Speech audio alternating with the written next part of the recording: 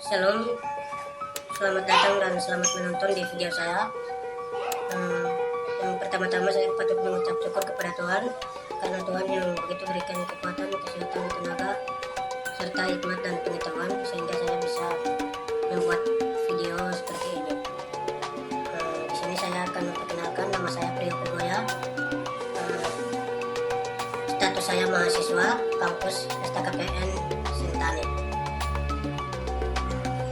Baik, di sini saya akan menafsirkan sebuah Alkitab yang terdapat dalam 1 Tesalonika pasal 5 ayat 21 dan 22. Dari situ yang 21 berkata, ujilah segala sesuatu dan pilihlah yang baik. Dan dari 22 berkata, jauhkanlah dirimu dari segala jenis kejahatan. Sehingga yang saya sulit mengerti di situ ayat yang ke-22. Jauhkanlah dirimu dari segala jenis kejahatan.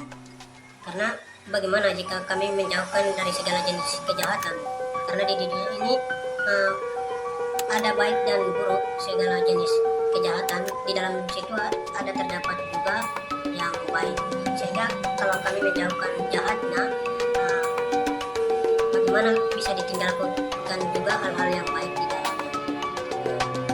Untuk itu saya sulit sedikit dipahami dari ayat tersebut. Di sini saya akan menjelaskan latar belakang konteks, yaitu dalam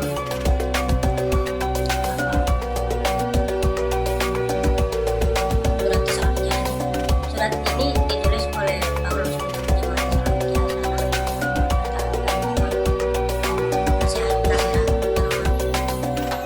jemaat Tesalonika. Di sini saya akan menjelaskan dalam konteks budaya, politik, sosial, dan ekonomi. Yaitu pertama dalam konteks budaya. Kota Tesalonika memiliki tradisi budaya Yunani yang kuat dengan pengaruh besar dari berbagai kelompok etnis dan agama. Tesalonika adalah bagian dari kekaisaran Romawi, sehingga ada pengaruh dari budaya dan hukum Romawi, termasuk penyembahan dewa dan institusi politik. Jemaat Tesalonika kemungkinan besar hidup di tengah lingkungan yang masih banyak melakukan penyembahan agama yang mungkin menjadi tantangan bagi mereka dalam mempertahankan umat Kristen. Dan juga dalam konteks politik, Tesalonika adalah kota di bawah pemerintahan Romawi, sehingga ada pengaruh politik dari Roma, termasuk kebijakan dan aturan yang diterapkan penganiayaan. Jemaat Kristen di Tesalonika sana mengalami penganiayaan dari orang-orang Yahudi dan juga orang-orang non-Kristen yang menjadi latar belakang surat Paulus untuk memberikan dorongan dan kekuatan iman. Paulus dan rekan-rekannya dituduh melakukan kejahatan terhadap kerajaan karena mereka mengajarkan tentang Yesus Kristus sebagai Raja. Menunjukkan bahwa jemaat Kristen memiliki potensi untuk mengganggu kekuasaan politik di Tesalonika. Dan juga dalam konteks sosial, Tesalonika adalah kota pelabuhan yang memiliki masyarakat yang majemuk dengan berbagai kelompok etnis dan agama. Paulus menunjukkan bahwa banyak anggota jemaat Tesalonika berasal dari kelas bawah dan miskin yang mungkin menjadi latar belakang bagi nasihat Paulus tentang kerja dan nelayan. Paulus mengingatkan jemaat untuk tetap dalam persekutuan karena ada potensi perpecahan di dalam jemaat akibat berbagai ajaran dan iri hati. Dalam konteks ekonomi, Tesalonika adalah kota perdagangan yang penting dengan banyak aktivis ekonomi, kerja dan hidup. Paulus menasihati jemaat untuk terus bekerja dengan tenang sampai menantikan kedatangan Kristus, menunjukkan pentingnya kerja dan hidup yang bertanggung jawab dalam konteks ekonomi mereka. Paulus dan rekan-rekannya seperti Timotius melakukan perjalanan, pelayanan dan pemberian untuk menguatkan jemaat Tesalonika yang menunjukkan keterlibatan ekonomi dalam peradaban. Begitu. Inti dari makna penjelasan konteks tersebut kami harus memakai atau memiliki, yaitu saudara dan saudari dan juga saya, kami harus memiliki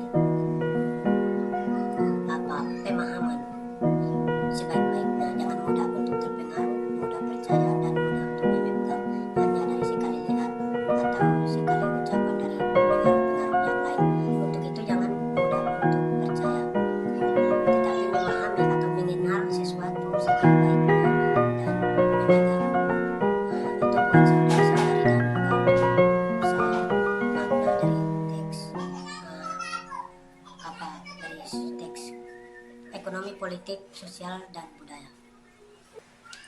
Di sini relevansi dan penjelasan mengenai konteks untuk masa kini, yaitu saudara dan saudari, untuk masa kini itu di dunia ini sangat terpengaruh banyak dari berbagai hal, dari media sosial, dari dalam keluarga, dari lingkungan sosial, dan lain-lain.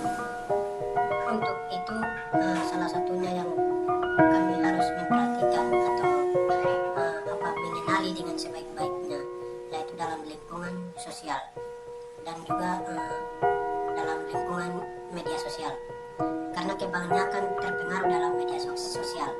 Untuk itu saudara dan saudari sekalian, jangan mudah terpengaruh dalam media sosial, dan juga lingkungan sekitar banyak terpengaruh, seperti di sini yang kebanyakan terjadi dari minuman keras dan lain-lain seperti itu, sehingga orang-orang yang baru kenal atau di lingkungan sekitar yang membawa saudari atau saudara pengaruh-pengaruh yang seperti itu menjauhkan diri dari orangnya. Untuk itu yang saudara-saudari harus memperhatikan untuk masa kini. Baik, terima kasih. Sekian dari saya, video saya sampai di sini. Saya banyak terima kasih